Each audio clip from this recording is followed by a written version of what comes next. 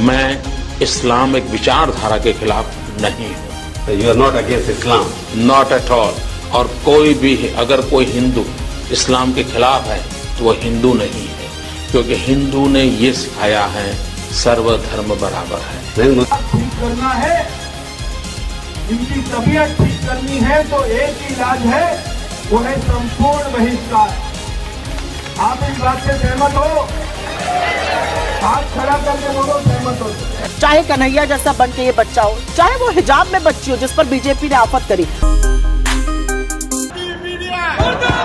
ये जो वीडियो आपने देखा ये प्रवेश वर्मा का है, जो भाजपा के सांसद हैं दिल्ली से। इनका कहना है कि मुसलमानों का बहिष्कार कर दीजिए, उनको आर्थिक तरीके से तोड़ दीजिए, तभी देश बचेगा। क्या देश सिर्फ मुसलमानों का बहिष्कार करने से बच जाएगा? बेरोजगारी खत्म हो जाएगी, सारी समस्याएं खत्म हो जाएंगी, मिडिल क्लास जिसकी कमर टूट चुकी है महंगाई से वो सही हो जाएगा? अगर ऐसा हो तो आज के आज कर दे, लेकिन ये नहीं कर पाएंगे क्योंकि इनको नफरत फैलाकर ही राजनीति करनी आती है। इसीलिए मैंने आपको सुप्रिया श्रीनेत का वो वीडियो भी दिखाया जिसमें उन्होंने कहा भारत को एकजुट करना बहुत जरूरी है, क्योंकि नफरतों का बाजार इतना ज्यादा सज चुका है, जहां बेरोजगारी दब चुकी है, महंगाई की बातें दब चुकी हैं। डिबेट में भी गोदी मीडिया के सिर्फ हिंदू मुसलमान ही रह गया है। इसीलिए सुप्रिया श्रीनेत ने तबीयत से रगड़ा सुधांशु त्रिवेदी को अंजनम कश्यप के सामने। सिर्फ सुधांशु त्रिवेदी चुपचाप बैठ के सुनते रहे। सुनिए, एक के बाद एक सख्त सवाल पूछे भाजपा से और सख्त जवाब भी दिए सुप्रिया श्रीनेत ने। देखें। सुधांशु जी बीच में मत बोलिए। अच्छा, बोलिए। अगर ये दूसरे फॉर्मेट का शो है तो फिर उसकी थोड़ी सी इज्जत रखिए, क्योंकि मैंने इज्जत अभी तक रखी है। गांधी का हत्यारा गोडसे ट्रेंड होता है 2 अक्टूबर के दिन। गोडसे को ट्रेंड कराने वाले लोगों को फॉलो करते हैं मोदी जी और अमित शाह जी। कब उनके अकाउंट सस्पेंड होंगे? प्रज्ञा ठाकुर जो डेमोन्स्ट्रेशन करके दिखाती है कि कैसे गोली से मोहनदास को मारा गया था और जो उसके विचार हैं पब्लिक डोमेन में हैं, उसको अपने बगल में सांसद बना के कौन बिठाता है? दिल से माफ नहीं कर पाया हूं। अरे दिल से छोड़िए, देश के लिए माफ करके दिखाइए। गांधी की आपको चिंता है। अगर गांधी की चिंता थी तो कालीचरण, बजरंग मुनि, यति नरसिंहानंद ऐसे लोगों को गिरफ्तार करके जेल के पीछे सलाखों में डालिए ना। राष्ट्रपिता को जिन लोगों ने गाली दी है उनको क्यों आप आजाद घूमने देते हैं? क्योंकि वो आपका एजेंडा रिजॉल्व करते हैं। तो गांधी का नाम तब लीजिएगा जब गांधी की विचारधारा और गांधी के जीवन और उनके सिद्धांतों को समझिएगा। गांधी के सिद्धांतों से बिल्कुल दूर ये एक दुर्गा पंडाल की प्रतिमा है, बंगाल की।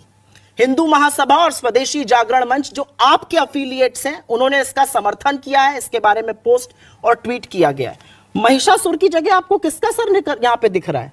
ये महात्मा गांधी है।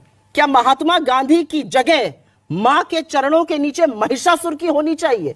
इसका जवाब आप दे नहीं सकते, क्योंकि गांधी के भारत को और गांधी को आप समझ नहीं सकते। आपने मुझसे कहा फला हुआ, ये हुआ। हां, ये सच है कि आजाद भारत में अगर एक ही अध्यक्ष, एक ही राष्ट्रीय अध्यक्ष घूस लेता हुआ पकड़ा गया तो वो इनका राष्ट्रीय अध्यक्ष बंगारू लक्ष्मण जी थे।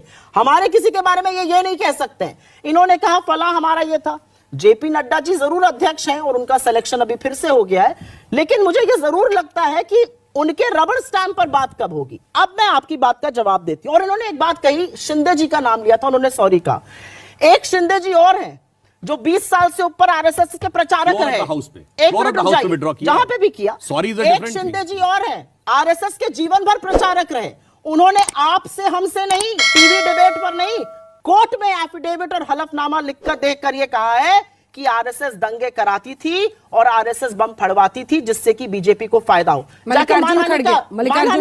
वीडियो जो है, जो हम चलाना चाहेंगे जरा, राहुल गांधी का बारिश में भीगते हुए। बिल्कुल। कन्याकुमारी से कश्मीर तक ये यात्रा चलेगी।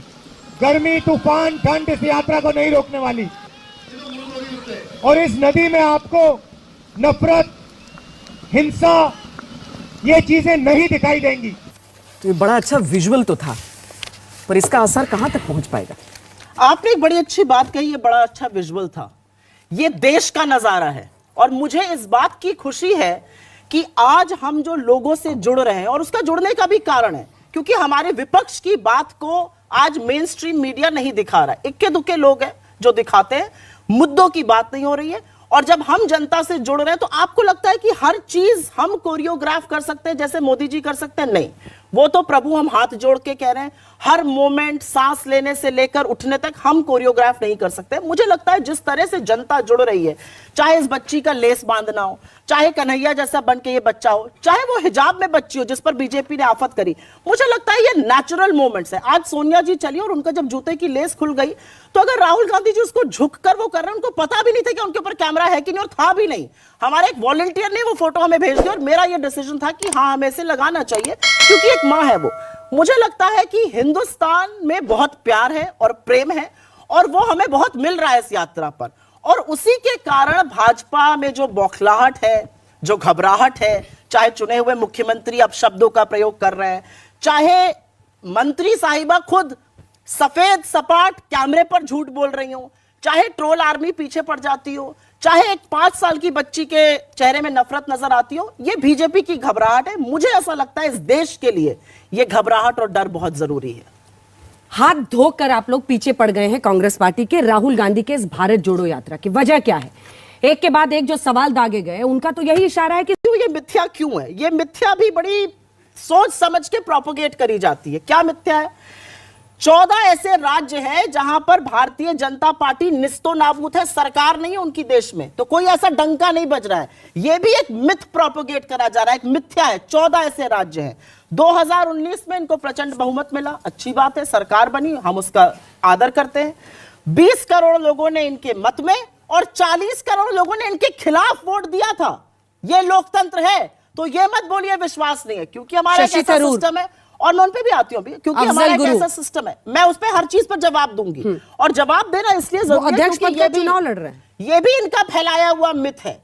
किसी ने अगर कोई बयान दे दिया, गोदी मीडिया अगर सख्त सवाल पूछना शुरू कर दे और ये हिंदू मुस्लिम की राजनीति पे डिबेट करना बंद कर दे, बेरोजगारी, महंगाई, गिरती जीडीपी, गिरती अर्थव्यवस्था पर सवाल पूछना शुरू कर दे, तो भाजपा की दुकान सिमटने में ज्यादा टाइम नहीं लगेगा। लेकिन हिंदू मुसलमान करके इनके सांसद, इनके विधायक, इनके सहयोगी दल देश को बांट रहे हैं, नफरत फैला रहे हैं। क्या हिंदू मुसलमान करने से बेरोजगारी खत्म हो जाएगी? किसानों की जो आय है वो दुगनी हो जाएगी? किसान आत्महत्या करना बंद कर देगा? ये जरूरी मुद्दे हैं देश के अंदर। देश डूबता जा रहा है, टूटता जा रहा है, मगर भाजपा के लोग अभी भी नफरत फैलाने से बाज नहीं आ रहे हैं। अमित शाह कश्मीर जाते हैं, अजान सुनते हैं, भाषण रोक देते हैं। जहां पीएम मोदी अजान सुनते ही अपना भाषण रोक देते हैं, भाजपा के ही सांसद नफरत फैलाते हैं। इनकी करनी और कथनी में कितना फर्क है? अगर ऐसा था और ऐसा है कि वाकई में ये लोग देश को एकजुट करना चाहते हैं, तो सबसे पहले अपने भाजपा के नफरती नेताओं, नफरती भाषणों पर रोक लगाएं, इनको जेल में डालें, मगर ऐसा होगा नहीं। फिलहाल आपकी क्या राय है इस पूरी खबर को लेकर? हमें कमेंट सेक्शन में अपनी राय जरूर बताएं।